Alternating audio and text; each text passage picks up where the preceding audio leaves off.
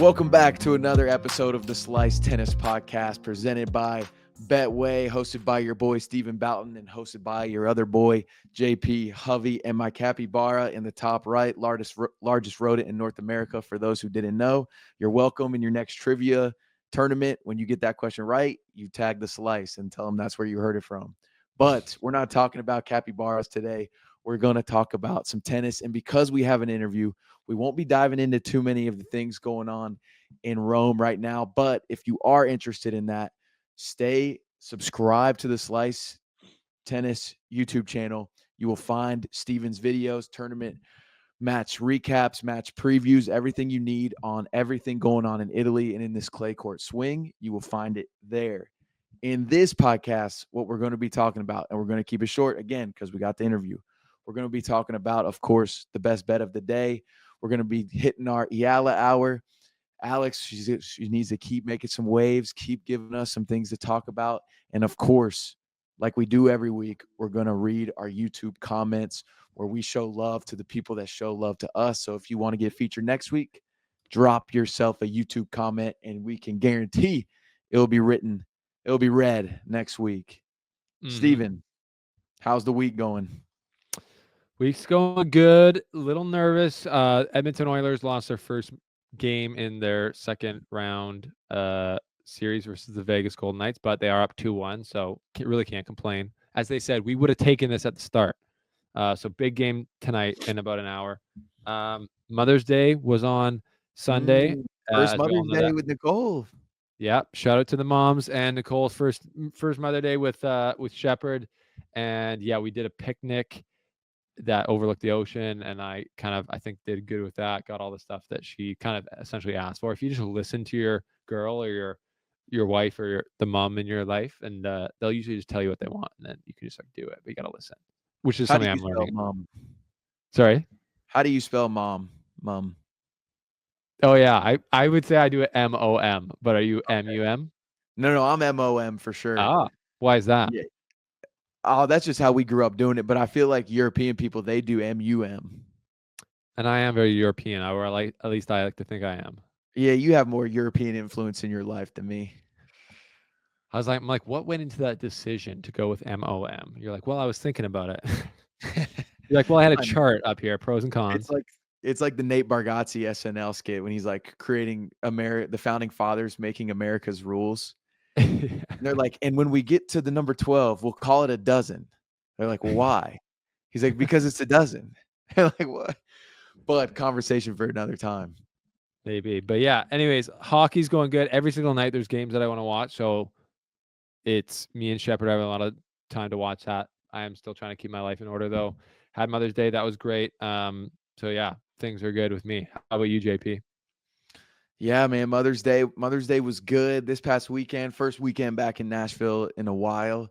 So got some things done before our big trip to Greece at the end of the month for my college roommate's wedding, which will be awesome. But yeah, other than that, man, we've watched some of the NBA finals. There's been some great games going on.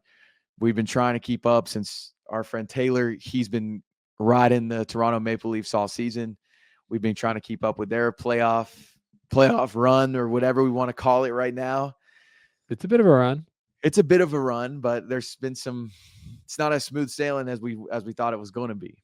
Is he like losing it? Because I know that in that world, like the Leafs are very contentious. Like somehow there's like so many people from Toronto in the world. Like I know that there's just so many Leafs fans. And then yeah, this is the best they've done in like a long time. Just winning 2 games, which they won the first 2 games against Florida. But now, did you see any of the last match or game? It was crazy.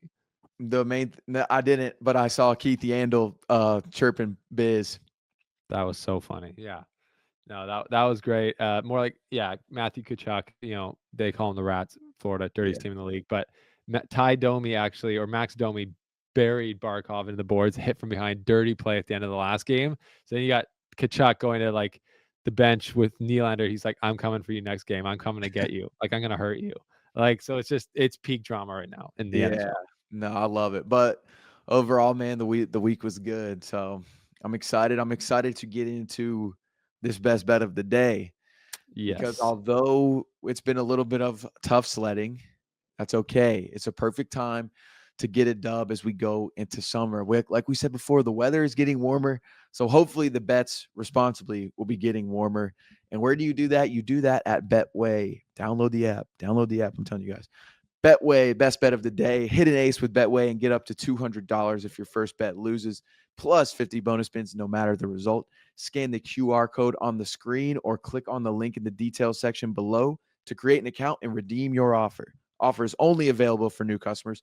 Terms and conditions apply. And this offer is not available in Ontario, and you must be 19 and up to play. Steven, if you're 19 and up and you're a responsible person and you have the Betway app or access to Betway, where are you placing your money? Well, again, I don't know. Picking the outright winner is probably not a great way to like ever really use your picks on Betway, but I like to look at the odds, and I still believe last week, I believe I said Lorenzo Musetti is being disrespected to a level that I'm just not okay with. And he's still around in the tournament in Rome, and he's still being disrespected, I think. You've got, if I'm just looking at the outrights for the ATP, you've got Sinner at plus 175, which somehow he's eked in front of Carlos Alcaraz because he's in Rome, I guess.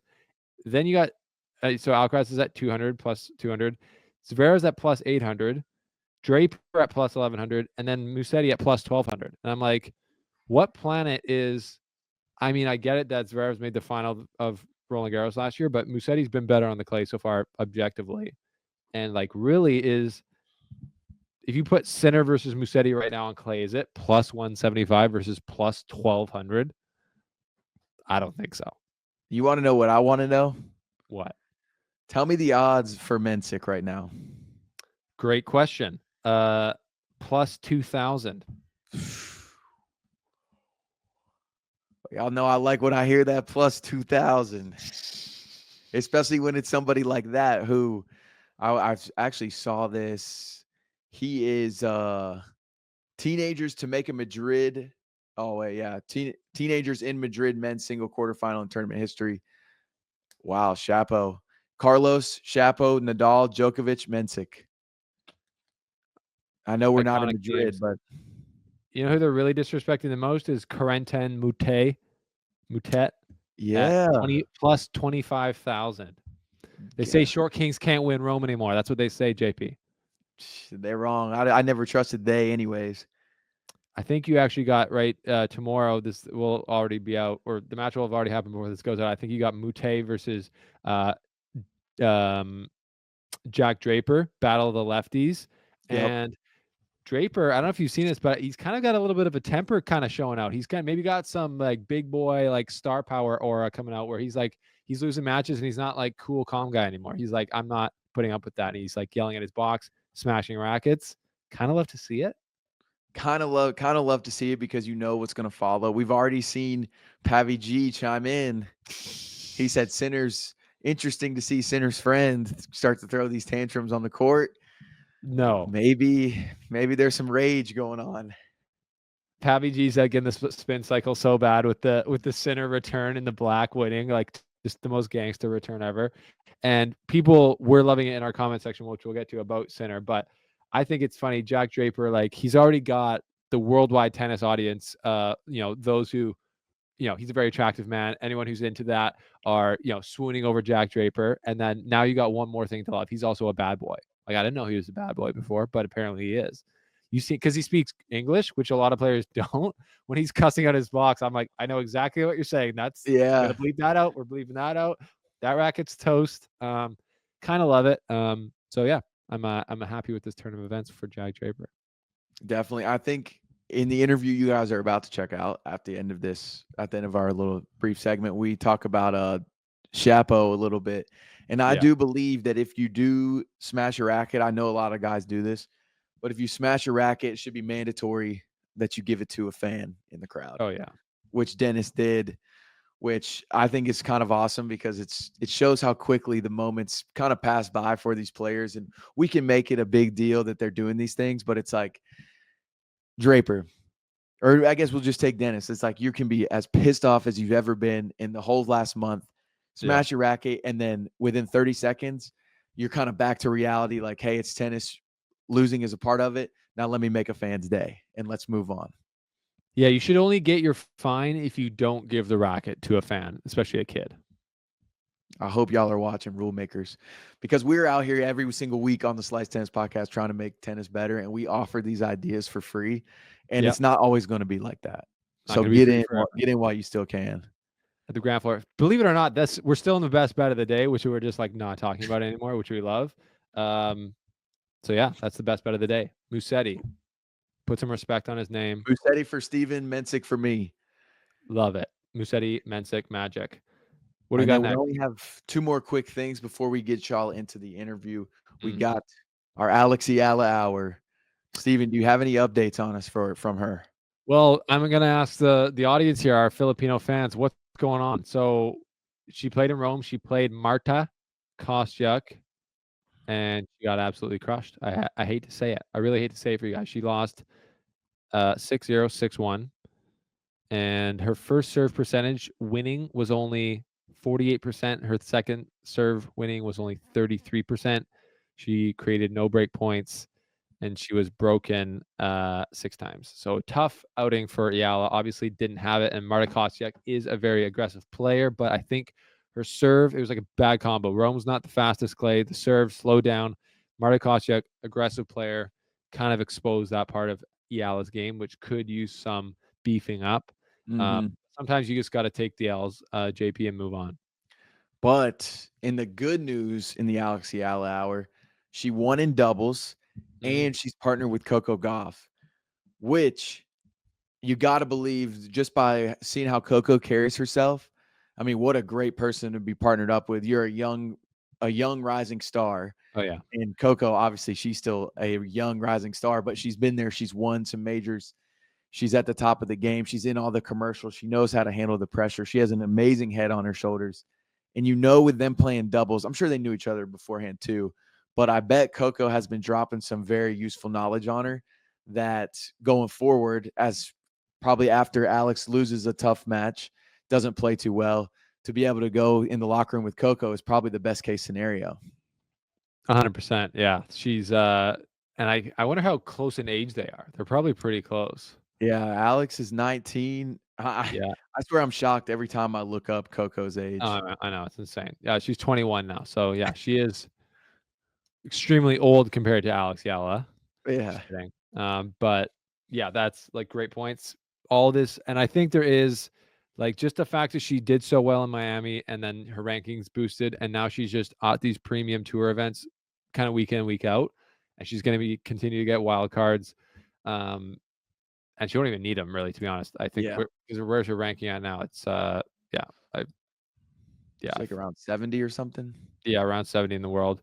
Yeah, I think that the greatness of the players that you're around like starts to rub off on you. Like you see how they work, do their training, take care of their bodies, and you also have access to all this extra support. So yeah, Eala, tough one in Rome there for her, but she'll be playing next for sure at the French Open. And you never know with Grand Slam tennis. When you win matches there, you get more points, you get more money, helps you out more. So big opportunity for her and everyone else at Roland Garros. JP, are you a Roland Garros guy or are you a French Open guy? French Open. And did you see the viral clip? I know. Did you see the viral clip of Shaq and the TNT crew? Yes, that was so good.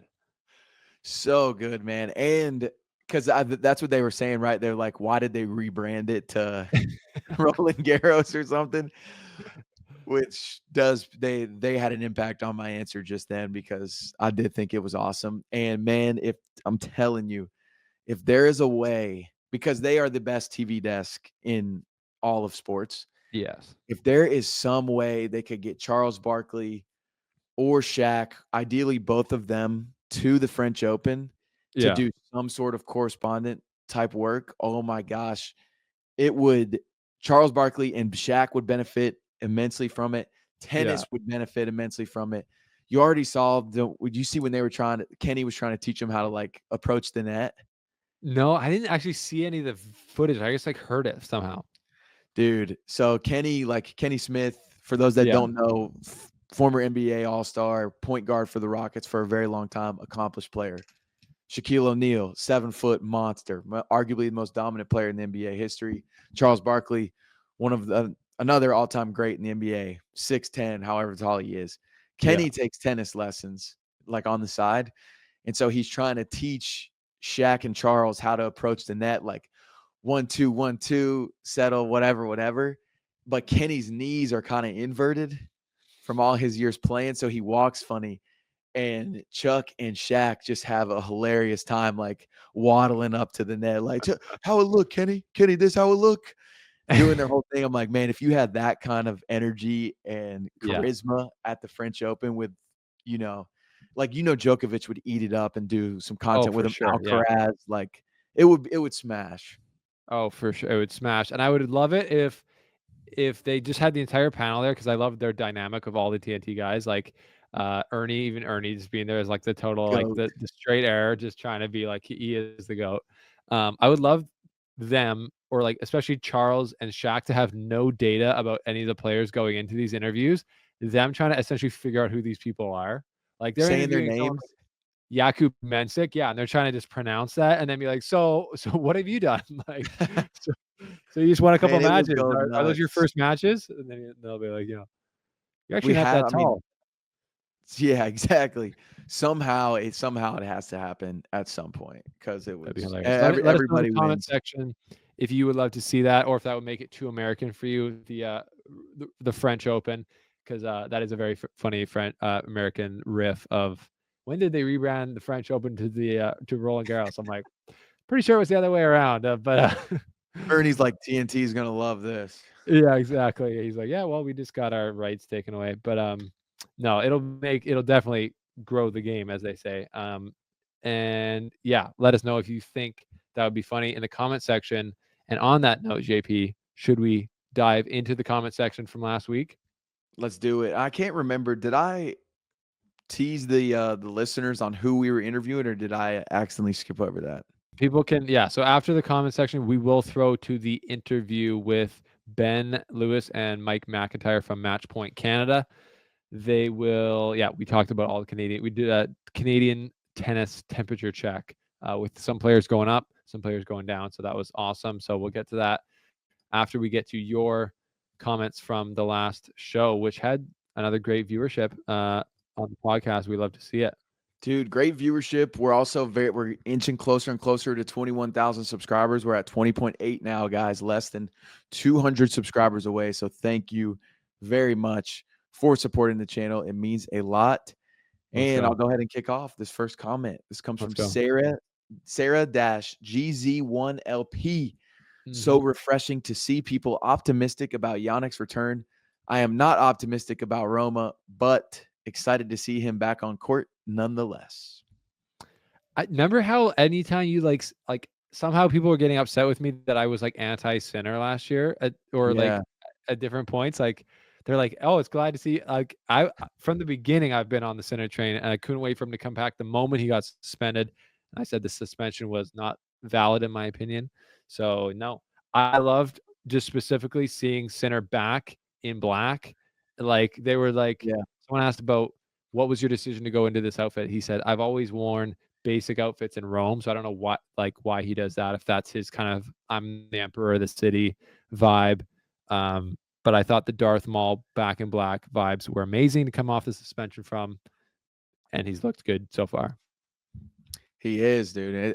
It's good to see him. Good to see him performing well because Swiatek, with her being caught up in the drug testing thing.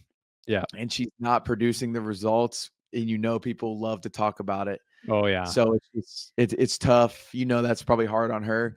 So to see Sinner to lean into being the villain is fun. And I'm glad he's choosing that route just with the small, like little things like the black outfit or whatever it is. Or it's the cool. Jabs or the talk, the fact that he did the interview that you brought up last show, like that was great. Yeah. Right. Yeah, it's good to actually be able to talk about that. Yeah, you're if you're winning lots before the suspension and afterwards, you're like, this is just proof that I'm just better than you. I wasn't cheating.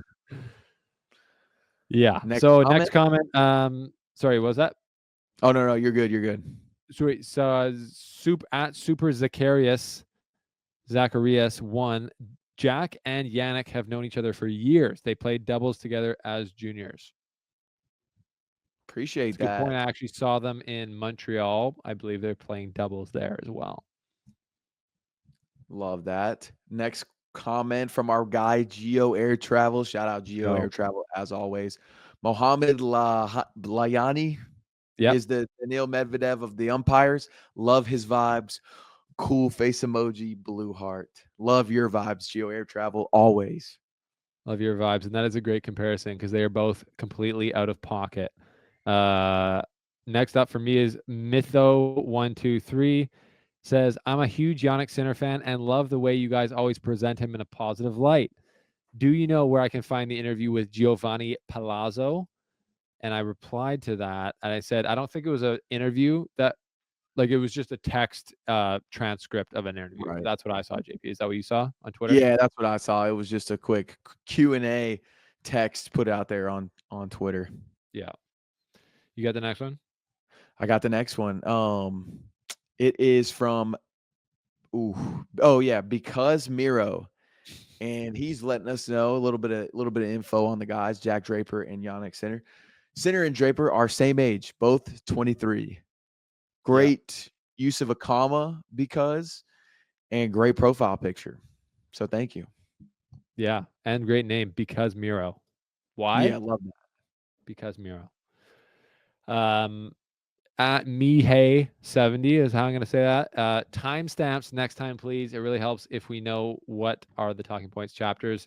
Good call. I was a little late getting that up. We were having issues, and then you said, "Great, just subscribe to your channel." Mihei, love that. Thanks for giving us a second chance, and thanks for subscribing. Huge. Next one, Kolega 427. Yannick is pissed off at Djokovic because Nole did not FaceTime him during Yannick's suspension and asked for a training session with Yannick. Laughing emoji. I love that theory. Yeah. And there's a reply. My replies aren't, I can't, for whatever reason, my computer's not working, so I can't see the reply. The reply is Billy36 says, there are many reasons to be pissed off at Novaks. Spelled Novaks. Yeah. I doubt if that is an important one. So Billy's sipping on the Djokovic haterade, but Kolega loves the theory, which I also love, that Yannick is pissed off. I just love the idea of like Yannick being, because he's seen as totally non-emotional in tennis. Right. I love the theory of him just being the most like butthurt, petty, emotional guy out court. He's like, he didn't text me back. He's like, mamma mia. Like, he's like, dude, it's kind of like Kevin Durant. He's gotten better, but he was very petty. Like when he got exposed for having burner accounts, that he was replying to people, and he had, I don't know, maybe I got trolled on this one, but he had a like these shoes that got made with all of the negative all the haters' tweets on it. Right. I'm like, dude, if you care this much, come on. But I love it. I've grown to love it. Yeah. I would kind of love it to see with Yannick Sinner, just because, of the personality mismatch there. But all right, we got a big one here, which I'm going to blast through. At Grant Erbers Dobler. Having Yannick back is good for the tour, but you have to realize he isn't just a sweet guy. He's a killer. He has only lost 6 times over a year. He never congratulates anyone on social media for their wins. This includes Nole at the Olympics or Alcaraz at Roland Garros or Wimbledon. He looks respectful, but he isn't bros with everyone. Trust me. Training with Draper was also beneficial because he literally could play him for the title at Roland Garros. Training with Ruud in Rome, who is in his quarter, only helps him tactically if they play. Yannick said that it is an individual sport, so trust me, he also wants to win. Hard for the very top guys to be friends. When Draper loses a few more times against Yannick, trust me, their friendship will cool as well, because you need a little bit of an edge to bring that mentality on court.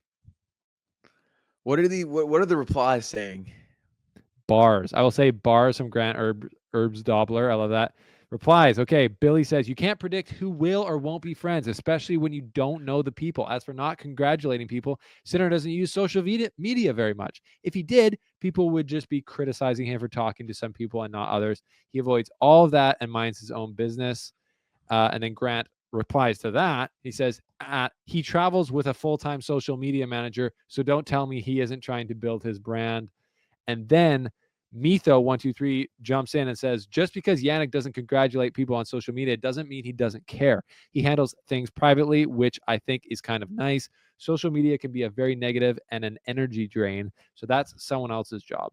Great way to keep your mind clear and positive. Initial thoughts after reading these comments is Grant, he might know Yannick Sinner. And if he does, we might need to have Grant on this podcast, because the way I'm reading this comment, I'm like, oh, he's talking like he's on the inside. Theory, that might be a burner account for Yannick Sinner. What an honor it would be to be a page that Yannick's burner's commenting on. Can you imagine? But no, you're right. I think Grant might know Sinner, and I love how he says he's a killer. And I love it. Like, no one thinks of this. Like, literally, it's like, those memes. It's like nobody, and it's like Grant Herber's Dobler. It's like Yannick Sinner's a killer. He doesn't congratulate anyone on social media. It's just something you don't think. This is great. I mean, this is great energy to bring to the This is what the YouTube comment section was made for. Is coming in, dropping your opinions like this, where exactly the meme you just said. The YouTube comment section is legit the place where above the YouTube comment section it should say nobody, and then boom, everybody just leave all your hottest takes. I love your name, Grant Ebersdamler. I love your theory that Sinner is a killer, and I think it checks out. Like on court, he doesn't even celebrate half his wins. He's beating a guy who's like 25 in the world, no celebration. Like, that's cold. That's cold. Next one, Cole Thomas 903. Musetti and Carlos are getting disrespected. Period. I don't care if Sinner is number one. This is clay court. That's my guy, Carlos. Or sorry, Cole. I'm right there with you. And then I don't know what the reply say there either, but reply says Brenda Johnson says, agree. Sinner is not proven on clay court, but they are. I think she's alluding to the fact that he hasn't won Roland Garros. And then Maurice, who got 6 likes on her reply, says, LMAO. How has Musetti proven himself more than Sinner? Sinner got to the semifinals in Roland Garros. We got, but to be fair, we're talking about Musetti as of recent. On clay. Right. So he needed to fair make the points all around. He made the final of Monte Carlo. And what did Sinner do in Monte Carlo, Maurice? Crickets. And the last comment, I kind of wish we would have read it. I wish I would have read it right after yours, the long one that you read from Grant, because it reads funny on my page. It's like Grant's long rage one, and then it goes to Sarah-GZ1 LP, and it says Carlos is winning the French Open. Oh, I love that. That is the chaos of the YouTube comment section. We got Grant going on his soapbox, explaining the physics of Sinner's personality, and then we got Sarah just spitting facts in her opinion. I love it. Should we go ahead and kick it over to the interview? Yeah, quick thoughts. What did you enjoy about this interview? I thought these guys, Ben and Mike, they've interviewed a ton of the Canadian players, all the way from like the junior players who you've never heard of to the top guys. I thought they gave a pretty sobering view of the state of some of the current Canadian players. I don't know. What about you? I thought it was good, man. I thought something that I think the listeners could be interested in as well, especially the Canadians out there. A lot of high praise for Victoria Mboko, and they had actually spoken to her a few months ago, which is cool because obviously she's a newer face on tour. Got some insight on her. And then they will also 100% want to stick around to hear what Milos has done for them as they look to go independent, because that was a under the radar thing, I feel like, in the interview that is one of the cooler things I've heard a player doing for some media members. Yeah. So excited about that. And Chapo and Felix fans, calm down. Don't press the panic button. The boys will be back. We know that. Y'all know we believe in them more than anybody else. I think that's true. I think based off this interview, that's definitely true. And let's kick it to our interview with the Match Point Canada boys. All right, welcoming a couple of longtime friends of the Slice back to the show. We've got Mike McIntyre and Ben Lewis here from Match Point Canada, a couple fellow Canucks. So it's feels great to outnumber JP on the show big time today. Happy to It's do not that. about numbers, man. It's not about numbers at all. It's about heart. I know Ben and Mike both have heart, but do not count me out. I know it's 3-on-1, but don't count me out. That's a Canadian accent, isn't it? From out the East Coast, isn't it, JP? Something like that. No, it's good to have you guys on, and I'm excited to talk to you about kind of the get a temperature check of Canadian tennis. And you might call it right now maybe like a heat check in basketball when you've like hit a few threes. You're like, all right, let's just take a crazy one and see how hot I really am. I feel like, especially on the men's side with Dennis and Felix, we had an unbelievable start to the year. You're like, if this keeps going, like they're both going to be top 10 by the end of the year. So it's like things have changed a little bit for them. So why don't we start there talking about Felix and Dennis, where they're at and kind of what you guys have read as far as kind of their level after, I would say, once Miami or Indian Wells and Miami hit the Sunshine Double, things started to change a little bit for those guys. And where are they at now? Yeah. Well, that's the thing, eh? Ben, go ahead. But I mean, to me, it just seems like the consistency that we're all hoping to find. And when they get our hopes up like they did when they started the year, both of them really strong. I mean, for Shapo to be back in the top 30 is quite remarkable given the struggles he's had over the last year or so. So, Ben, I think we've talked a lot on Matchpoint Canada about where's that consistency that Canadian tennis fans would so love to see from them. Yeah, I think that's the big problem, right? And tennis operates, I think, differently than a lot of other sports. It's like you're only as good as your last week. And if we touched on Felix, I mean, you look at the first 2+ months of the season, everything was trending in a pretty good direction. Yeah, you wanted more at the Australian Open. I think that was a disappointment, but he opened his season with the title, something he was not really winning titles previous couple of years. That was a big problem. He won an ATP 250. He made a final ATP 500 leading into the Sunshine Double. So you're like, okay, Felix is back on track. And he's someone who's been inside the top 10 before. We know he got to as high as his number 6 just over a couple of years ago. And we know, I think the rest of the tour feels his ceiling is much, much higher than where his ranking currently stands. And for me, I don't know if the Sunshine Double took a hit on his confidence, because you felt like leading into Indian Wells, Miami, based on what he did on a couple of those hard court surfaces, he would be a contender to be playing for quarterfinal semis. And what he lost opening round, I remember to Jensen Brooksby in Indian Wells. He went out pretty early in Miami. Now we have, Roland Garros around the corner. He pulled out of Rome. He hasn't won a single match on clay, and he's losing at challengers to guys outside the top 200. So, this is like, it's head scratching, puzzling how you can revert so quickly to someone who was in form to start the year. At one point, I think he was number 3 in the race, even in February, to now looking like he's struggling to beat even top 50 guys. And it's a big problem. I don't know if it's just the surface change that's given him difficulty, his body, because he pulled out of Rome. But I'm really a little nervous and anxious about the way Felix is playing right now. Yeah, my just to chime in here for a second, but my 11-year-old son was walking by moments before we hit record and saw some of my notes on my screen. And when he saw that Felix lost to a guy outside the top 200, he says, "Dad, Felix is really falling apart." And you know what? It sure seems that way when you have moments like that, because you think of the post Big Three era, and Felix should have been one of those young guys contending for the top spots, sticking in the top 10. When he got there, we thought, okay, we've been waiting for this for years. He's had the promise and the hype since he was 14, 15 years old. And it's just not coming together consistently enough. He goes from looking top 10 to looking outside the top 100. And it's really incredible to me, just those confidence shifts with him that seem to impact him so much. Strong words, and fair enough. Like I know he's pretty, him and Dennis are both pretty critical of themselves, and he knows they've got more to offer than 5 losses in a row. When I try and be an optimist, I look at 5 losses in a row, and you look back with Felix to coming from where he was playing. Like you're right, Ben. He actually won 2 match or ATP 250s. Yeah. Last one was in Rotterdam. Then he did well in Doha and Dubai, which I believe are both quite quick, fast court surfaces. Hard court surfaces. Indian Wells is slow. Jensen Brooksby's a tough first round opponent. Jensen Brooksby came out and won Houston, beating like 4 of the top guys there. I think the top 3 seeds in a row.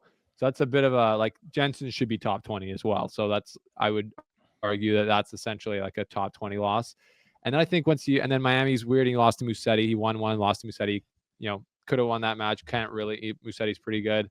And then you get to the clay, and I just feel like it's a bit of these guys who are like 80 in the world, when you like take away like the big servers who are like really good on a fast hard court, and you are like just on clay, a guy who's like 70 in the world, but he's like only plays clay and only wins on clay, he becomes like way higher. And I think everyone kind of knows that. And then you lose 2 matches, and then it's in your head. You're like, oh, I'm playing this guy who's 80th in the world, has nothing to lose, and this is his favorite surface, and it's my least favorite surface, even though Felix can play on clay. I feel like it goes quick, and I feel hopefully that it just takes one good, like 3 matches in a row to turn around. I know Felix is going to try and play Hamburg next week, and then it would be the French Open. So I think he can get out of it quick, but yeah, it's got to be annoying for him, and I know it's annoying for all of his fans to see him kind of take a step back after you feel like he took like 3 or 4 forward.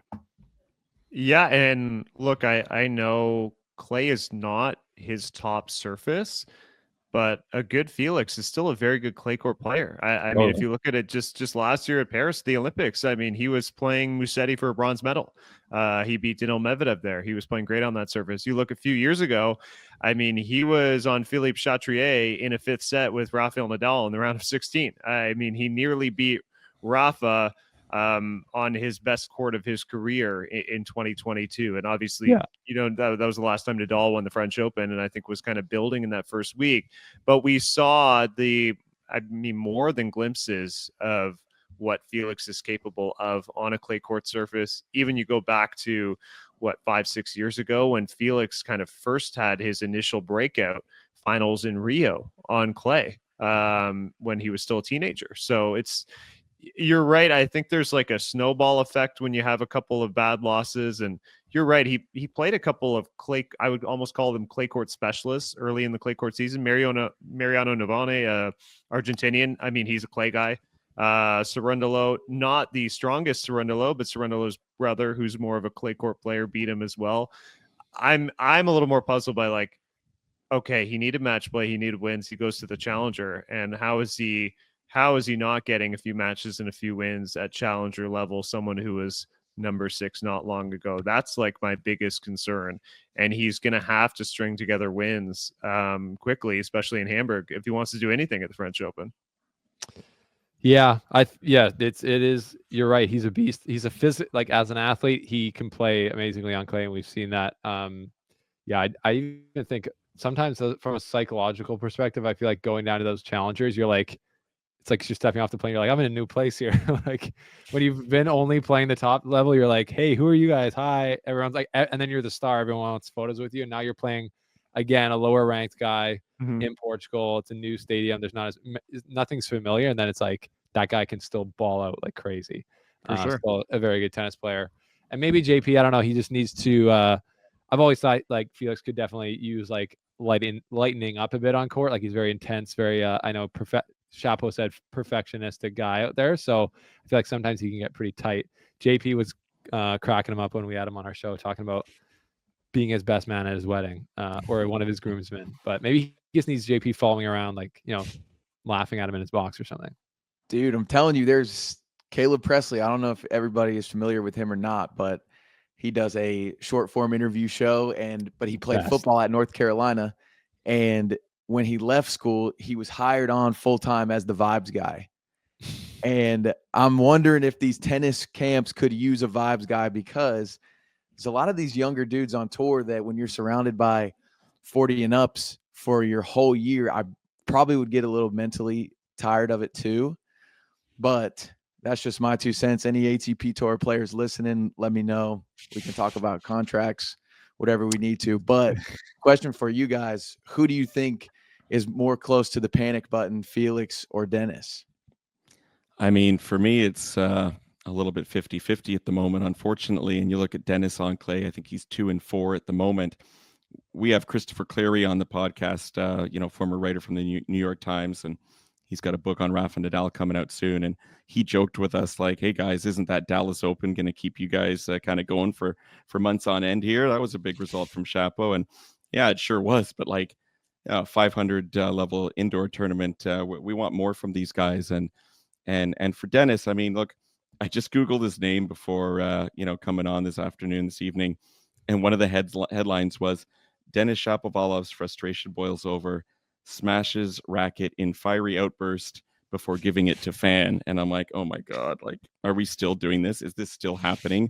Because earlier in the season, I'm like, oh, maybe he's finally maturing and he's growing out of those antics and he's putting his McEnroe temper behind him. But if it's still there, I think that's always going to hold him back, unfortunately. And just to talk on him for a few minutes, maybe all the talent in the world, but between the ears, still, he's got a long way to go.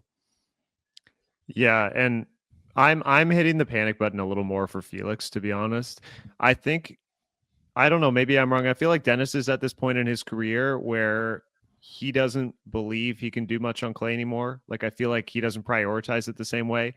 And at least like he's back and he's healthy. The Dallas Open was a nice surprise. I feel like he's just mentally kind of waiting for Wimbledon and waiting for the grass court swing and feeling like, okay, where are the spots on a calendar where I can kind of do damage? It's grass court season. It's maybe fast hard courts. He's played well at the US Open before. Maybe he's kind of building towards that. And given where he was last year and where he's gotten himself back to, I don't want to hammer a panic button so much for him. I'm like, full-blown panic button for Felix, though. And I think it's been a conversation with his having Frederic Fontaine as his coach for a long time. And I think a lot of people would say maybe he's stagnated and regressed. And I think there are a lot of calls for him to bring a new voice to the team. Does he need just an extra voice? Does he completely need to change coaches? I mean, you look over on the other aisle of the WTA and players are, going through coaches like Candy, and Felix is unbelievably loyal. I mean, he's stuck with Fontaine for years now. Does he need a change or just an additional voice to help him out? Yeah, it's good questions. And I think, I've seen those calls for that. And I know when I asked Felix about him, is he still working with Tony and Nadal? He said, he's like, I don't like making public announcements. And it makes me think that he doesn't like, as being kind of a perfectionistic guy, he doesn't like changing things up. I'm sure he would be someone who's like, has a routine. And I wonder if, Chapo talked about this in Miami. He hates like the long format Masters 1000s, as like, I think everyone does. And I would assume it's worse for players who are maybe more anxious or more like overthinkers. So like, oh, you got like 4 days before your first match and you got a day between each match. You're overthinking your preparation. I bet you if Felix had to play like a match and then 2 matches the next day and then a match and then 2 matches the next day, he would be better off than almost anyone on tour because he's a better athlete than almost everybody on tour. And he's like, if he just didn't think about it as much and got into it, I bet you he would, get off and running on a lot of these. But I don't know. Good points. I think Felix and Dennis, they're going to figure it out. That's my thought. Is for sure. Careers are long, and I think a good run at the French Open, which hasn't been easy to find for anyone on the Canadian side at the majors recently, will erase a multitude of losses from our memories. But what about maybe to a more positive sign? Bianca Andreescu, friend of the show, is back playing on tour and back winning. She just lost in Rome to Qinwen Zheng, but she won 3 matches before that, I believe. And one of them against Eala Rybakina. So great signs there from Bianca. What have you guys seen? I know she's made some big changes to her kind of her life. Well, look, it's only her 4th tournament back after 6 months away from action. So to get wins over players like Rybakina and Donna Vekic so early on in the game and on clay, which is, her least favorite surface, I think you could potentially argue, or the one that, she hasn't had as much time on perhaps the last few years. And it just continually amazes me how she can come into a season, a third of the way through the season against players that are in full form. And she can show us so quickly her top level tennis, which is, I think, still top 20 when she's healthy. But this is the knock, unfortunately. When was the last season that she was healthy? And it's just injury after injury, from, falls on the court to fluky things like the appendicitis. It's this kid, and she's not a kid anymore either. I mean, what is she now, 24? She just can't seem to catch a break. And I really hope that somehow she can get over this, because my goodness, what we could see if she was healthy for a sustained period of time, guys? Yeah. No, totally. I think we saw more than flashes just this week in Rome. I think it was a big kind of turning point for her, at least in this season, to kind of get it kickstarted in the right direction. I mean, the win alone over Donna Vekic was big time. They actually played last year at the Olympics in Paris, and we know how well Vekic did, incredibly well there. She won the silver medal.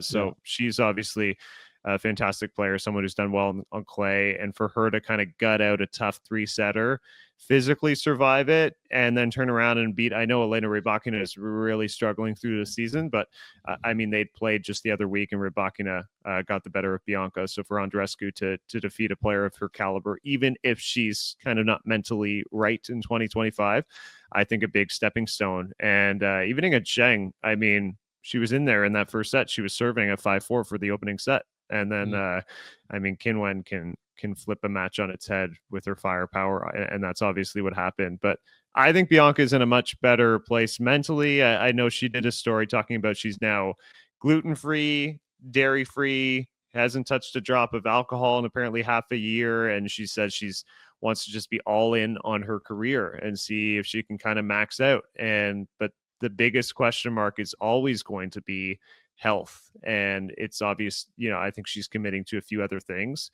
to find ways to sustain herself on and off the court so she doesn't have these setbacks. There was a tennis player once who went gluten-free. He did pretty good for himself, I think, after making that decision. Who could that have been?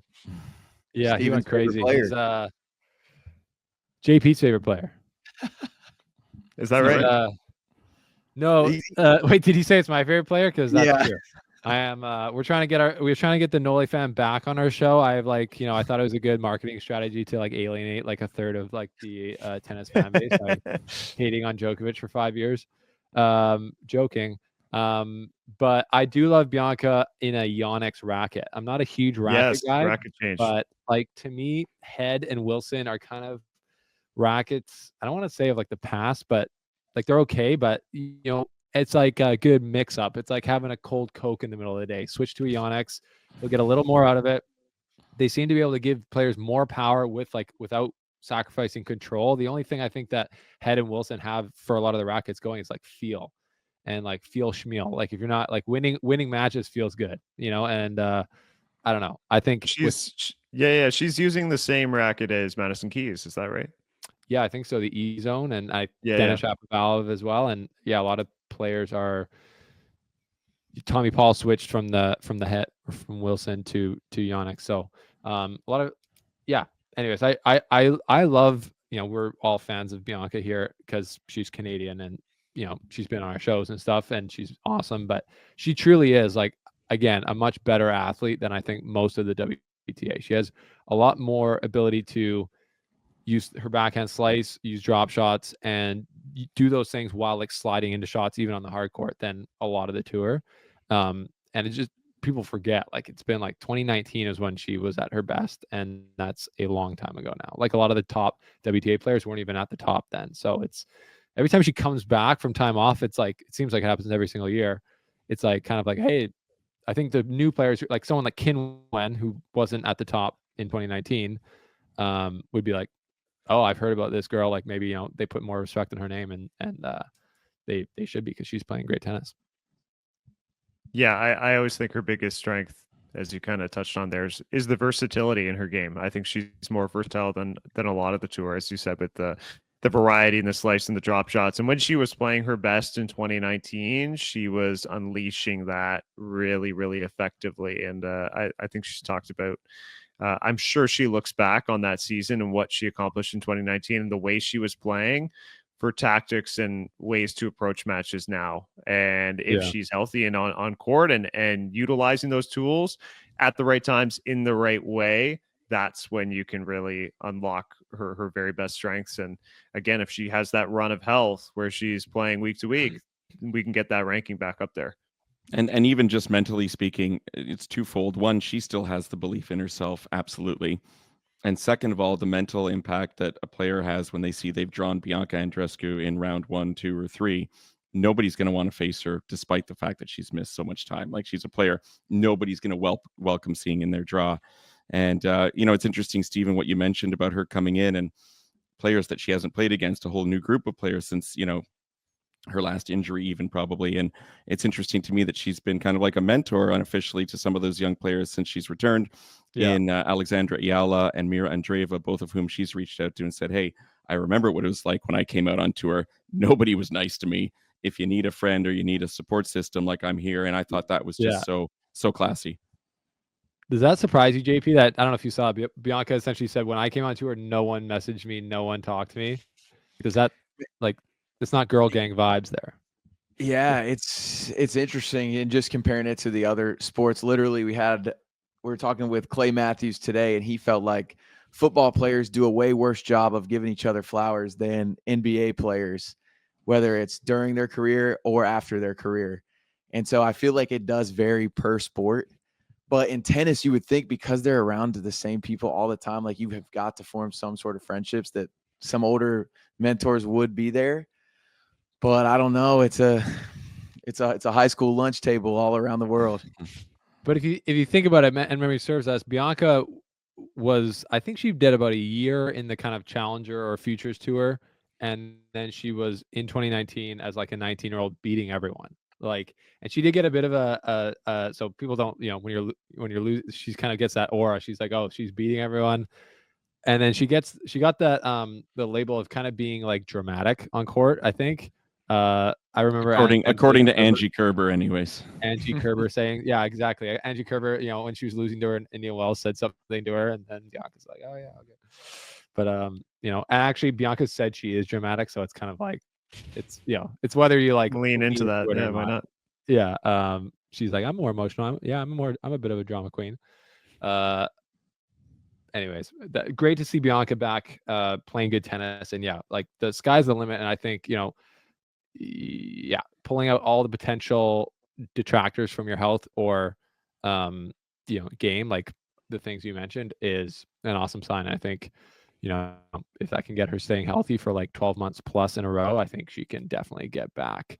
Like she said, her goal is to win another major and to be in the top, right at the top of the game with the ranking. So someone else who I think people put on their radar as going towards the top of the game is Victoria Mboko, who I think made a lot of people like us, the three of us knew about her for years now. But I was actually shocked. I hadn't really seen it, but I was in Miami. I knew she was there, and I was covering her there. And then I saw her record so far. And it was on the ITF level.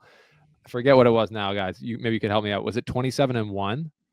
That sounds about right. I think she won 5 tournaments in a row to start the season at the ITF level. Yeah, and a couple of them were like she qualified for the tournament and then won it. So that's and the funny thing is she'd been playing ITS for a couple of years, right? Like, I know she's very young, so she was playing ITS as a 16-year-old. Is different than playing ITS as an 18-year-old. But her level and what we saw, I talked about it on Matchpoint Canada. I think in Miami, just watching the ball come off the racket, watching the body positioning, watching like the body language on court, she's a top WTA player right now. Like, her ranking is just gonna get there. But the way she played Paula Badosa and beat Osario on those quicker Miami courts, it's like, she's a star right now, and super encouraging. So how have you guys seen her develop over the last couple of years? Because you guys have been right there. Well, we had her on the podcast a couple months ago, right before Miami, after she'd had that ITF success. And I kind of said to her, like, where you been for the last couple of years? Because Ben and I were on the grandstand at the NBO in Toronto, summer of 2022, watching her drop just bombs of serves on her opponents. And at the time, she was like 15, 16 years old. And we were so impressed. And then she didn't really follow that up with too much. And she disappeared from the radar. And she left the Tennis Canada program for a little while as well. And now she's back. And so that's giving her access to, more funding, more facilities, more coaching. I mean, Tennis Canada does have an extensive list of coaches. Mm-hmm. It's a real team environment. So she's got access to those coaches now too. She was kind of hidden off in Europe for a couple of years, or at least a season, playing a lot of clay court events over there. And now she's back in the mix over here and back in the family. And I mean, she wouldn't be the first one that's kind of, strayed away from Tennis Canada, but then also been able to repair that relationship and come back. And when you're young, sometimes you make decisions that are based on, not being rational, sort of spur of the moment. Maybe you've got your parents, and I'm not saying that's the case with her, but sometimes parents make those decisions for you when you're 16, 17 years old. And so it's nice to see she's back in the fold, because I think it's a good place for her, having all those supports as well. And she's clearly benefiting from it. And she also told us in the interview earlier this year that she's finally healthy again. And I mean, what a difference any player, would tell you when they're not having injuries and issues.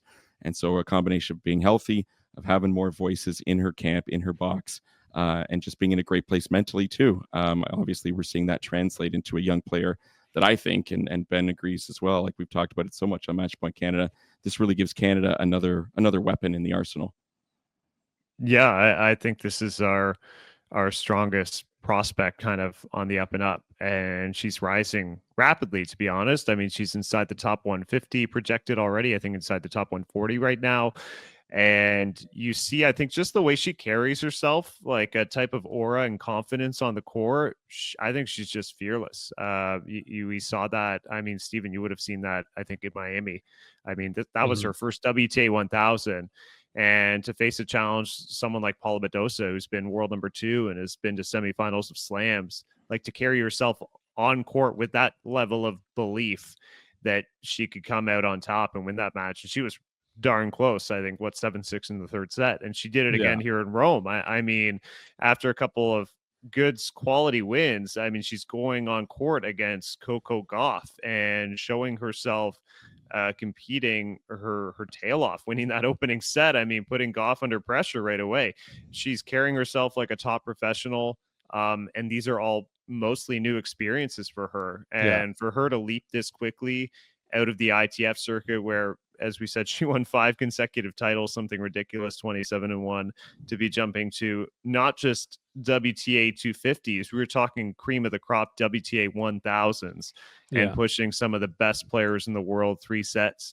I really think the sky is the limit, especially you look at how physical she is on court and that huge serve, which Mike and I saw up close, a couple of years ago. And I think it's gotten even bigger and better. So still a teenager, our top prospect. I have all the confidence in the world she's going to get top 100 this season, probably relatively quickly, to be honest, because she has nothing to defend. Mm-hmm. That's got to be the best feeling, having nothing to defend as far as points. And just a note on Badosa, like you were saying. And by the way, so she lost in a 3-set match to Coco Gauff. Coco Gauff just beat Raducanu today, I think 1-2. So just like crushed her, and then had a much harder time with Victoria Mboko, who is she's like, she's quite tall for a woman. Like Badosa is also a pretty big player, and like I think she was the same size or a little bigger, and she's like strong. And during that match, it's just like watching the rallies. Like sometimes you don't even look at the score, you just like watch who's kind of the dictator in this match. It was Mboko, like almost the whole match. Even when she was losing the second set, like she started to make more errors, but she had more kind of ability to hurt Badosa than the other way around. And that might not be the case with every WTA player, but just the fact that she could do that is pretty crazy to me at 18 years old.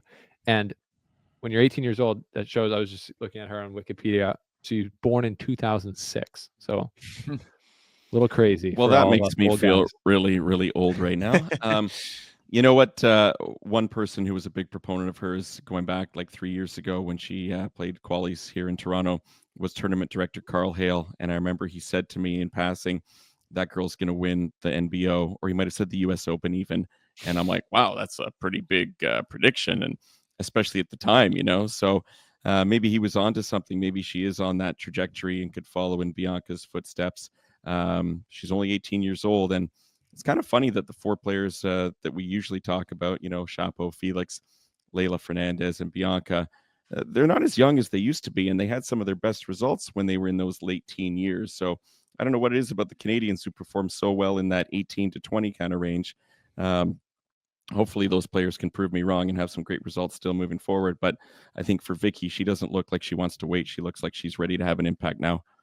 Yeah, and I'm seeing here that she literally played today in Parma and won a 3-set match. And it's like turn around a couple days after playing Coco, show up on center court of a 250 and get a 3-set win as an 18-year-old, you can tell she wants it. Who would you guys compare her to that is in the top of their game right now that you think you could see her reaching that type of level in similar play styles?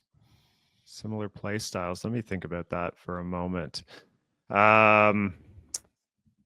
Geez. I mean, she's an aggressive player, right? Aggressive physical qualities. I was gonna say like Svitolina, like someone like that who has a lot of power from the baseline. Not a bad comp. Yeah. And her defensive game, I think, also doesn't get enough credit, and it's come a long way. I think, Ben, since we last saw her play in person, I think she's really working hard to, shore up that side of her game too. So that's a great question, JP. I think it's too soon to say because I think her game is kind of evolving, almost kind of like the Matrix. As we speak, we can see it tournament in, tournament out, getting better. Yeah, I it's a good question. I when I was down watching, I saw some Twitter trolls being like, she only has a serve and a forehand, and I'm like watching her live, like defend, transition in the net, play like an incredible all around game. So yeah, she's definitely not a serve bot. And that's she's kind of like I would say like the prototypical like modern WTA player. Like a lot of them are just like stronger. Like I honestly think Raducanu or even like Fernandez kind of struggle sometimes with their like staying power against these really powerful players. They're just like so thin and small. Like, if you were talking about this like guys tennis, you wouldn't have any problem saying that. You'd be like, oh, like he's just skinny. Like he doesn't have as much power as these other players. Like Federer, Nadal, Djokovic is fairly skinny, but he's still almost like 6'2", 6'3". Like he's shorter than people think he is, or he's taller than people think he is. But Vicky's like strong, and a lot of these top girls are like have like Bianca again is like stronger than for sure than other players. So anyways, two bright lights on the Canadian. Well, there's actually more. Gabe Diallo has been playing great this year. We could have talked about him. Liam Draxel, Alexi Galarneau, Leylah Fernandez. Milos is also coming back. Is he? What's the news on that? For the grass, apparently. I spoke with him a couple of days ago, and he said that he's planning on returning for the grass, which I was actually, to be honest, shocked. I thought after coming back, he got to play in the Olympics, and then all of a sudden injury issues almost immediately. I thought there's no way this guy's going to keep going, but he wants to continue. So look for him this grass court season. So we're breaking that on the slice via Mike from Match Point Canada. That'll be good to see because I think his last tournament was Montreal. I don't think he played Montreal. I don't even think he played Montreal. Right. I guess I just saw him there, but he never actually, I guess, took the court. Olympics? Yeah. He might have been the Olympics. Do you think he was just sitting down there in the Bahamas and like went out to go hit and was serving really well and was like, you know what? Let me make a call to a tournament director or two and see if I could get a little wild card. Like, is that his return process from retirement, unofficial retirement? That serve's never going away. He's going to have that when he's 40, 45 years old. He'll still be able to drop bombs. He's very mysterious. Not a lot of people know how he rolls. He likes to keep it private, I think. But we need to get him back on the show because I think he's actually a great interview. And I saw he was just on another podcast, on the Changeover podcast, dropping some bombs on there. But anyways, guys, I think we've taken all the time we can from you. So Matchpoint Canada, where can people find you? And I know you guys just had a big update. So why don't you share about that? Yeah, so we're constantly evolving like Vicky and Boko. And for us, this is our first year in 7 years where we're no longer affiliated with Tennis Canada. So we're going out on the road independent. Maybe you and JP can give us a few tips off air about what that's like. But we're going it alone and obviously finding it a little bit of a transition. I mean, unfortunately, our numbers haven't dipped or anything. So things are going strong for us both in podcast form and on YouTube. But we have started up a GoFundMe, and I'm happy to say Milos Raonic is a big supporter. So he dropped a big one on there for us. And many Canadian tennis players have actually lent some support, which is nice to see that they obviously appreciate what we're doing. And Ben, maybe you can talk a little bit more about where folks can find us, I guess. Yeah, beyond obviously social media handles, Instagram, Twitter, Matchpoint Canada, we're growing the YouTube space as well. Look us up, Matchpoint Canada on YouTube. Maybe you guys can tag us below on there as well. We share all our great interviews with players, analysts, and you can find access to the GoFundMe there as well, as we're kind of reinvesting more equipment. We can travel more if you guys help us out as well. So any help is appreciated. Want to keep telling these awesome Canadian stories, and always awesome to connect with you guys too, of course. Yeah, awesome. We love having the mutual or fellow Canadian press corps there for tennis. We need it. Cool to hear. I saw that Milos Raonic dropped a little stack on the table there for the boys. Love that. Yeah. Anyways, Mike, Ben, we will see you hopefully in Toronto this summer. I plan to be there. Maybe JP will make the trip up. But yeah, always great having you on the show, and thanks for your insights into the current landscape of Canadian tennis, and thanks for your work in the space. Oh, thanks a lot, guys. Steven, great to see you again, and JP, nice to meet you virtually. So get your butt up here to Toronto, and we'll show you a good time. I would love to, man. I'm excited. It was great to meet you guys, and I'll be supporting. I'll be sharing everything as y'all go independent. Amazing. Cheers. Thank you, guys. And we're signing off here from the Slice Tennis Podcast for this week. We will see you next time on the show.